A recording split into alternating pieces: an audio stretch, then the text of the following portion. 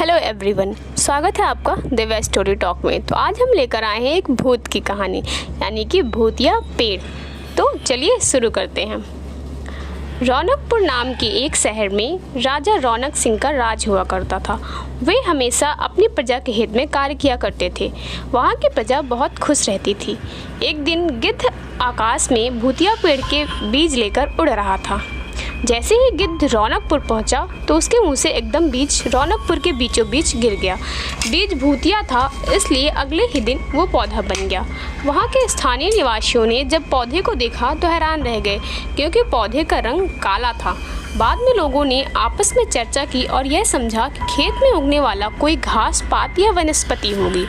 दूसरे दिन वो पौधा काफ़ी बड़ा हो गया। लोगों को और ज़्यादा दुविधा हुई कि एक ही दिन में वो पौधा इतना बड़ा कैसे हो गया। होते होते वो तीसरे दिन पेड़ बन गया। समय बीता और लोग भी तेज़ी से बढ़ने वाले पौधे के बारे में सोच सोचकर परेशान हो रहे थे। वो इस मामले को राजा के पास लेकर गए। ऐसे जादुई पौधे का पता चलते ही राजा तुरंत उस जगह पर पहुँच गए। राजा को जैसे ही पता चला कि एक काले रंग का पौधा 3 दिन में पेड़ बना है, तो वो भी उस पेड़ को हैरानी से देखने लगे। राजा उस पेड़ के पास चौथे दिन पहुंचे थे और तब तक पेड़ और बड़ा हो चुका था। वो इतनी तेजी से फैला था कि किसी को यकीन ही नहीं हो रहा था। राजा समझ गए थे कि पेड़ का रंग काला है, इसमें ज़रूर कुछ जादू टोना होगा। इसी सोच के साथ राजा ने घोषणा कर दी कि जो भी इस पेड़ को ख़त्म करेगा उसे वो इनाम के तौर पर 1000 सोने के सिक्के देंगे। यही नहीं, राजा ने यहाँ तक कहा कि पेड़ को ख़त्म करने वाला व्यक्ति मेरी मृत्यु के बाद मेरी राजगद्दी पाने का हकदार भी बनेगा। इतनी बड़ी घोषणा सुनने के बाद हर कोई पेड़ ख़त्म करने के लिए अपना दिमाग लगाने लगा।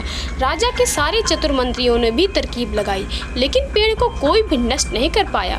किसी ने पेड़ के आसपास आग लगवाई तो एक मंत्री ने उस भूतिया पेड़ को हाथियों तक से खिंचवाया, लेकिन पेड़ को कुछ भी ना हुआ। अब लोगों के मन में डर बैठ गया और उन्हें लगा कि पक्का या ऐसा वैसा नहीं बल्कि भूतिया पेड़ है। तभी उस गांव के एक समझदार व्यक्ति को राजा की घोषणा का पता लगा। जानकारी मिलते ही वह अपने गुरु के पास भूतिया पेड़ से जुड़े रहस्य को जानने के लिए पहुंच गया। गुरुजी ने अपनी ध्यान की शक्ति को एकत्र करके देखा और उससे पूछा, क्या तुम पेड़ को खत्म करना चाहते हो?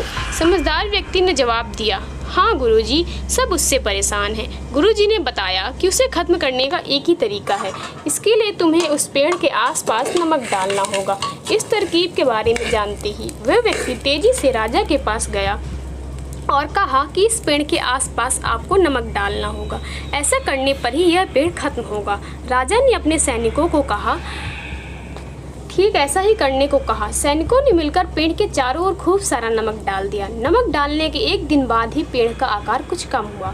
होते होते 5वें दिन तक पेड़ एकदम छोटा हो गया। उसके बाद गलकर वो गायब ही हो गया। उस व्यक्ति की तरकीब काम कर गई और राजा ने खुश होकर उसे इनाम की 1000 सोने की मोहर पहले दी। उसके बाद एक पत्र दिया जिसमें लिखा था कि वह राजा के मरने के बाद उनकी गद्दी को संभालेगा। वो समझदार व्यक्ति खुश होकर अपने घर चला गया।